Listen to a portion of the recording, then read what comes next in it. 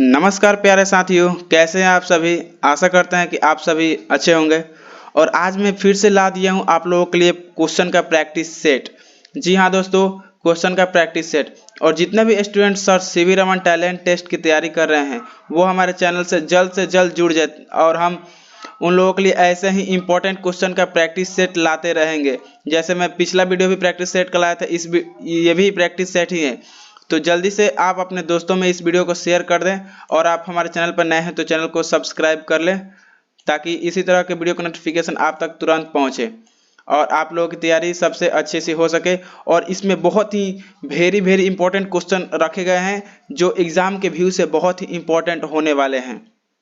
तो आप लोग शुरू से लेकर लास्ट तक क्वेश्चन का आंसर देते रहिएगा। और अगर आपको जवाब पहले से पता होंगे तो आप पहले ही इसका आंसर कमेंट बॉक्स में दे दीजिएगा ताकि उससे पता चलेगा कि आपके पास नॉलेज कितना है, आप कितना जानते हैं इसमें से। तो देरी ना करते हुए वीडियो को शुरू करते हैं। तो चलिए, हम लोग का पहला सवाल है कि प्रश्न 1 है कि धातु कितने प्रकार के होते हैं। तो इसका राइट आंसर हो जाएगा ए, यानी धातु 2 प्रकार के होते हैं। अगला सवाल है कि वैसे तत्व जिनमें धात्विक अधात्विक दोनों गुण मौजूद होते हैं उन्हें क्या कहा जाता है। तो उन्हें उपधातु कहते हैं। अगला सवाल है प्रश्न नंबर 3 की कौन सी चमकीली होती है। कौन इसमें से चमकीली होती है। तो सभी लोगों को पता होगा कि धातु चमकीली होती है। अगला सवाल है 4 नंबर सवाल कि कौन ठोस द्रव तथा गैस तीनों अवस्था में पाई जाती है। इसका राइट आंसर हो जाएगा ऑप्शन सी, अधातु तीनों अवस्था में पाई जाती है। अगला सवाल है कि कौन जल से अभिक्रिया नहीं करती है। कौन ऐसा है जो जल से अभिक्रिया नहीं करती है, अधातु है कि धातु है कि उपधातु है। तो इसका राइट आंसर हो जाएगा ऑप्शन ए। चलिए, हमारा अगला सवाल है 6 नंबर कि ऑक्सीजन से अभिक्रिया करके अम्लीय ऑक्साइड कौन बनाती है। ऑक्सीजन से अभिक्रिया करके अम्लीय ऑक्साइड कौन बनाती है। तो इसका राइट आंसर हो जाएगा डी, अधातु। और जो धातु होता है वो ऑक्सीजन से अभिक्रिया करके क्षारीय ऑक्साइड बनाता है। तो इसका राइट आंसर हो जाएगा ऑप्शन डी। प्रश्न नंबर 7 है कि इनमें से कौन से धातु के अंतर्गत नहीं आते हैं। कौन सा है जो धातु के अंतर्गत नहीं आते हैं। तो सल्फर यानी गंधक जो होता है अधातु होता है। 8 नंबर सवाल है कि किसका उपयोग उर्वरकों, जल शुद्धिकारक, एंटीबायोटिक दवा, पटाखों आदि को बनाने में प्रयोग किया जाता है। और मेरे ख्याल से ये सवाल बेहद ही इम्पोर्टेंट है आप लोगों के लिए, तो इसे VVI कर लीजिएगा आप लोग और पूरा अच्छे से याद कर लीजिएगा। मेरे ख्याल से आप सभी प्रश्नों को अच्छे से याद कर लेंगे तो बहुत अच्छा होगा ताकि कोई भी प्रश्न आए परीक्षा में तो एक भी क्वेश्चन छूटे नहीं। तो इसका राइट आंसर हो जाएगा 8 नंबर का राइट आंसर सी हो जाएगा, अधातु। कुछ इसमें से बहुत ही प्रश्न है, इसमें कम से कम 60-70 प्रश्न है, उसमें से आप कम से कम उसमें से 5 प्रश्न तो आपके परीक्षा में लड़ ही जाएंगे। प्रश्न नंबर 9 है कि निम्नलिखित में से किसको पिघलाकर नया रूप दिया जा सकता है। निम्नलिखित में से किसको पिघलाकर नया रूप दिया जा सकता है। तो इसका राइट आंसर हो जाएगा लोहा को पिघलाकर नया रूप दिया जा सकता है। अगला सवाल है प्रश्न नंबर 10 कि निम्नलिखित में से किसे पीटकर चादरों में परिवर्तित किया जा सकता है। तो इसका राइट आंसर हो जाएगा जिंक यानी जस्ता। अगला सवाल है प्रश्न नंबर 11 कि निम्नलिखित में से किसको पतले तार में परिवर्तित कर सकते हैं। तो इसका राइट आंसर हो जाएगा सोना को बहुत लंबे पतले तार में परिवर्तित किया जा सकता है। 2 ग्राम सोना को लगभग 2 किलोमीटर तक पतला तार किया जा सकता है। अगला सवाल है प्रश्न नंबर 12 कि निम्नलिखित में से कौन सी धातु मानव रक्त में पाई जाती है। इसका जवाब आप लोग देंगे कमेंट बॉक्स में। जल्दी से इसका जवाब दीजिए कमेंट बॉक्स में। हम आपके आंसर का इंतजार कर रहे हैं। जल्दी से दीजिए कमेंट बॉक्स में आंसर और ईमानदारी से दीजिएगा आप लोग। अगला सवाल है प्रश्न 13 कि सबसे पुराना धातु कौन है। सबसे पुराना धातु तांबा है। सबसे पहले जो धातु की खोज हुई थी, जो सिंधु सभ्यता में हुई थी, वो तांबा है। यानी सबसे पहला धातु की खोज तांबा, मानव ने सबसे प्रथम तांबा की खोज की। प्रश्न 14 है कि कौन तन्य होती है।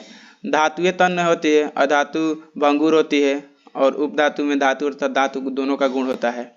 अगला सवाल है प्रश्न संख्या 15, इनमें से कौन एक अधातु है परंतु विद्युत का कुचालक है?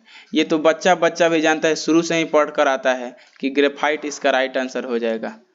इसका राइट आंसर हो जाएगा ग्रेफाइट। अगर आपको भरोसा ना हो तो आप अपने पेंसिल को दोनों तरफ से छील करके और उसको बोर्ड के सॉकेट में लगाइएगा, आपको पता चल जाएगा, है तो अधातु। अगला सवाल देखिए हमारा आ रहा है। तो अगला सवाल है कि पृथ्वी के चारों ओर गैसों का वातावरण है जिसे कहा जाता है, क्या कहा जाता है? तो उसको वायुमंडल कहा जाता है। ये सभी प्रश्न जो मैं आपको करा रहा हूँ सभी बेहद ही इंपॉर्टेंट है, इसलिए आप सभी को आप लोग एकदम याद कर लीजिएगा ताकि कोई भी प्रश्न आपसे छूटे नहीं। और अभी तक आप हमारे चैनल को सब्सक्राइब नहीं किए हैं तो हमारे चैनल को सब्सक्राइब कर लीजिएगा ताकि कोई भी परीक्षा हो हम उसकी तैयारी हम आप लोगों को बहुत अच्छे से करा सके। और ऐसे ही वीडियो हम आप लोगों के लिए लाते रहेंगे। और अपने दोस्तों में शेयर कर दें जल्दी से जल्दी अपने दोस्तों में। तो अगला सवाल की ओर बढ़ते हैं। तो अगला सवाल है, जो सजीव के हानिकारक होते हैं उसे क्या कहा जाता है? उसे हम लोग वायु प्रदूषण कहते हैं। वायु प्रदूषण भी कहते हैं और वायु प्रदूषण भी कहते हैं। इसका दोनों आंसर हो जाएगा। अगला सवाल है कि कौन अधिक मात्रा में carbon monoxide, carbon dioxide, nitrogen oxide तथा धुआं उत्पन्न करते हैं? कौन है जो? तो वाहन, गाड़ी। सबसे ज्यादा वही कार्बन मोनोऑक्साइड यानी CO, कार्बन डाइऑक्साइड CO2 और नाइट्रोजन ऑक्साइड NO2 उत्पन्न करते हैं और धुआं भी उत्पन्न करते हैं। तो इसका राइट आंसर डी हो जाएगा, वाहन। अगला हमारा सवाल है 4 नंबर कि किसमें अनेक गैस मिश्रित होते हैं? किनमें अनेक गैस मिश्रित होते हैं? वायु में अनेकों गैसों का मिश्रण है। नाइट्रोजन है, ऑक्सीजन है, कार्बन डाइऑक्साइड है, कार्बन मोनोऑक्साइड है इत्यादि बहुत सारे, नाइट्रोजन ऑक्साइड है, बहुत सारे गैस हैं। अगला सवाल है प्रश्न संख्या 5, मानव के श्वसन के लिए क्या आवश्यक है? मानव के श्वसन के लिए क्या आवश्यक है? ये तो छोटा बच्चे से भी पूछिएगा तो बता देगा कि वायु यानी ऑक्सीजन। वायु में बहुत सारे होते हैं, ये भी होता है वायु में, ये भी होता है, ये भी होता है, लेकिन मानव जीवन के लिए ऑक्सीजन जरूरी होता है। तो चलिए हम अगले सवाल की ओर बढ़ते हैं। तो हमारा अगला सवाल है 6 नंबर कि पौधों के श्वसन के लिए क्या आवश्यक है? पौधों के श्वसन के लिए क्या आवश्यक है?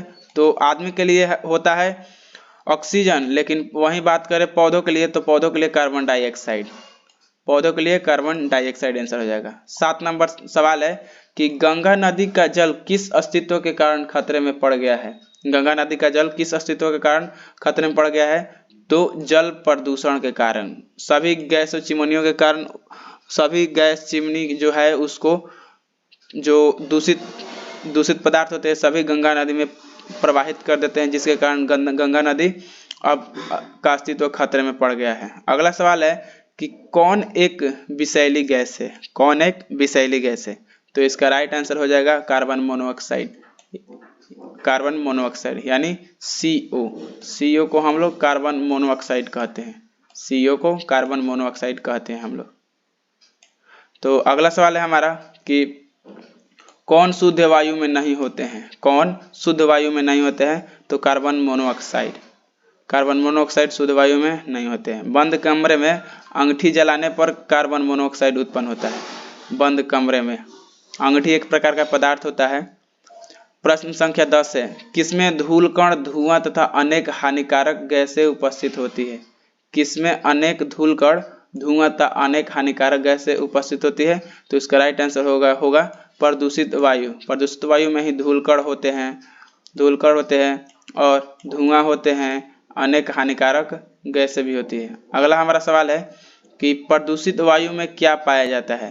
प्रदूषित वायु में क्या पाया जाता है? तो कार्बन मोनोऑक्साइड। इसका राइट आंसर बी हो जाएगा। अगला सवाल है, जो पदार्थ वायु को प्रदूषित करते हैं क्या कहा जाता है? वायु प्रदूषक। ऑप्शन डी सही हो जाएगा। अगला सवाल है, कौन मानव एवं पेड़ के लिए प्रत्यक्ष एवं अप्रत्यक्ष रूप से आवश्यक माने जाते हैं? तो इसका राइट आंसर हो जाएगा नाइट्रोजन। अगला सवाल है कि अम्ल वर्षा किसके कारण होती है? तो अम्ल वर्षा सल्फ्यूरिक अम्ल के कारण भी होती है, नाइट्रिक अम्ल के कारण भी होते हैं। तो इसका राइट आंसर ऑप्शन सी हो जाएगा। राइट आंसर क्या हो जाएगा? Option C. अगला सवाल है, जिन पदार्थों से होकर विद्युत धारा आसानी से प्रवाहित हो जाती है उसे क्या कहा जाता है? जिन पदार्थों से होकर विद्युत धारा आसानी से प्रवाहित हो जाती है उसे विद्युत का सुचालक कहते हैं। विद्युत का सुचालक कहते हैं। अगला सवाल है, जिन पदार्थों से होकर विद्युत धारा आसानी से प्रवाहित नहीं होती है उसे विद्युत का कुचालक कहते हैं। ये सभी प्रश्न इंपॉर्टेंट है, इसलिए आप सभी इन प्रश्नों को एकदम याद कर लीजिएगा ताकि कोई भी प्रश्न परीक्षा में आप लोगों से मिस ना हो। तो चलिए आगे बढ़ते हैं। और अभी तक आप हमारे चैनल को सब्सक्राइब नहीं किए हैं तो सब्सक्राइब कर लीजिएगा ताकि कोई भी वीडियो का नोटिफिकेशन आप तक पहुंच सके और एग्जाम की तैयारी बहुत अच्छे से हो सके। जल्दी से हमारे चैनल को सब्सक्राइब कर लीजिएगा। चलिए आगे बढ़ते हैं। अगला सवाल है, रबड़ किसका कुचालक है? रबड़ किसका कुचालक है? तो रबड़ विद्युत का कुचालक है। अगला सवाल है, जल में नमक घोलने पर जो घोल प्राप्त होती है वह किसका सुचालक होता है? तो वह विद्युत का सुचालक होता है। आसान है। आसुत जल लवणों से मुक्त होता है। आसुत जल लवणों से मुक्त होता है, अतः यह विद्युत का क्या है? तो विद्युत का कुचालक है। आसुत जल, उसमें कोई भी लवण नहीं होता इसलिए यह विद्युत का कुचालक है। अगला सवाल है प्रश्न संख्या 6, विद्युत धारा किसी पदार्थ पर किसी वांछित धातु की परत निरपेक्ष करने की प्रक्रिया को क्या कहते हैं? प्रश्न को फिर से पढ़ लीजिएगा आप लोग कि विद्युत धारा किसी पदार्थ पर किसी वांछित धातु की परत निक्षेपित करने की प्रक्रिया को क्या कहते हैं? तो इसका राइट आंसर हो जाएगा विद्युत लेपन। यानी विद्युत लेपन के द्वारा किसी पदार्थ को क्षय होने से बचाया जा सकता है। क्षय होने से, ये मान लीजिए कोई पदार्थ है, इसके चारों ओर एक परत बैठा दिया जाता है विद्युत लेपन के द्वारा जिसके कारण उसका क्षय नहीं होता है। अगला सवाल है, किसी विलयन में विद्युत धारा प्रवाहित होने पर उसमें कौन सा प्रभाव उत्पन्न होता है? चुंबकीय प्रभाव, मैग्नेटिक इफेक्ट। अगला सवाल है, वांछित धातु को किसी पदार्थ पर निक्षेपित करना क्या कहलाता है? अभी हमने पढ़ा विद्युत लेपन। अगला सवाल है कि विद्युत चालन करने वाला अधिकांश द्रव किसका विलयन होते हैं? तो वो होते हैं धन के भी होते हैं, ऋण के भी होते हैं, यानी ऑप्शन डी राइट आंसर हो जाएगा। अगला सवाल है, विद्युत चालन करने वाला अधिकांश द्रव किसके विलयन होते हैं? ये सभी क्वेश्चन इंपॉर्टेंट है, आप लोग एक भी क्वेश्चन को मिस मत कीजिएगा और स्किप मत कीजिएगा। और सभी क्वेश्चन इंपॉर्टेंट है, सभी को याद कर लीजिएगा एकदम ईमानदारी से। तो इसका राइट आंसर हो जाएगा अम्ल तथा क्षार के। अगला सवाल है 11 नंबर, लोहा पर किसका लेपन होता है? लोहा पर किसका लेपन होता है? तो क्रोमियम का, Cr। क्रोमियम का होता है Cr। अगला सवाल है, सस्ती धातु पर किसका लेपन होता है? जो सस्ती धातु होती है वो सस्ती धातु पर किसका लेपन होता है? सस्ती धातु पर सोना चांदी का लेपन होता है जिसके कारण उसे रोल गोल्ड कहते हैं उसको ही। अगला सवाल है 13 नंबर कि किसी जल में किसी तरह के लवण नहीं पाए जाते हैं। किस जल में किसी तरह के लवण नहीं पाए जाते हैं? तो शुद्ध जल में। शुद्ध जल भी विद्युत का कुचालक होता है, इसको ये आप लोग याद रखिएगा। शुद्ध जल भी विद्युत का कुचालक होता है, रिमेंबर, याद रखिएगा आप लोग। आगे बढ़ते हैं, किसी चालक से विद्युत आवेश की प्रवाह की दर को क्या कहा जाता है?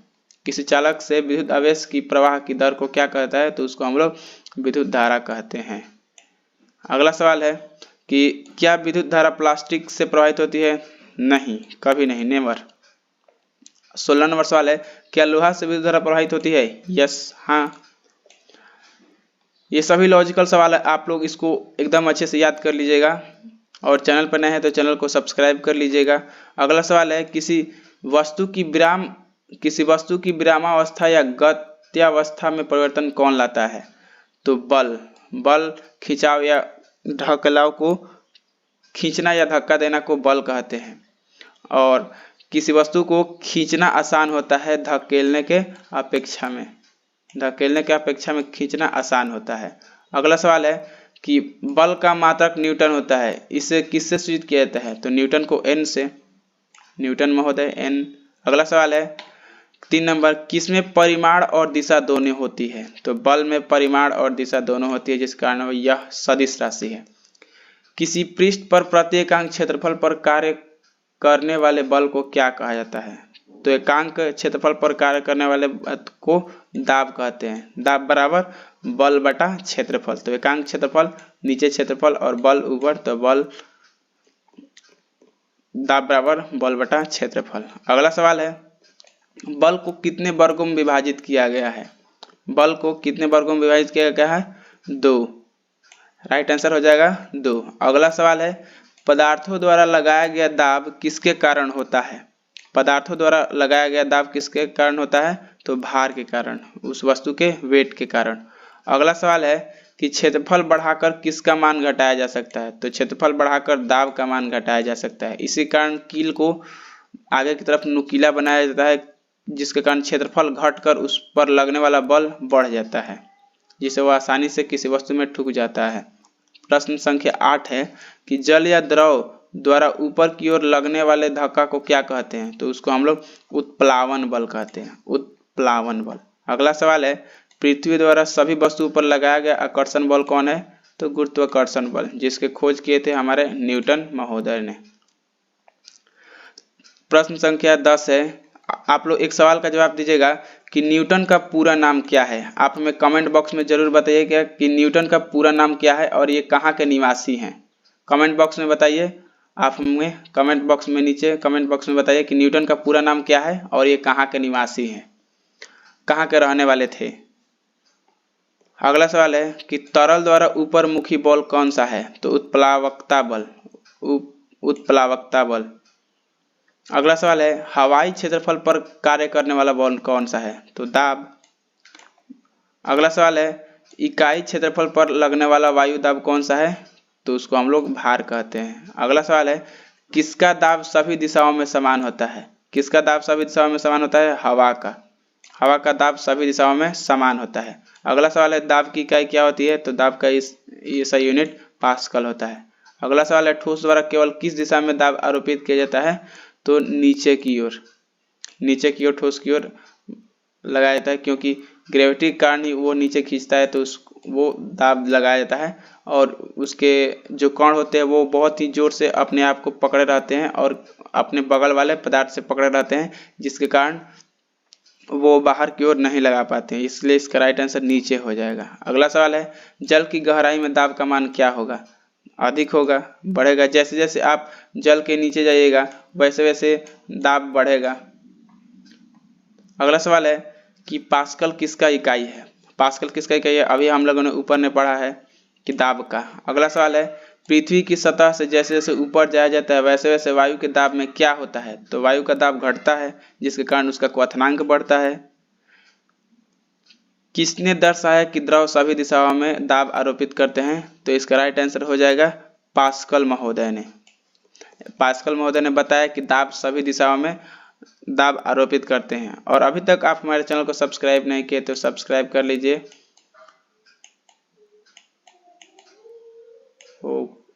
जल्दी सब्सक्राइब कर लीजिए, और चैनल पर नए हैं तो चैनल को सब्सक्राइब कर लीजिएगा।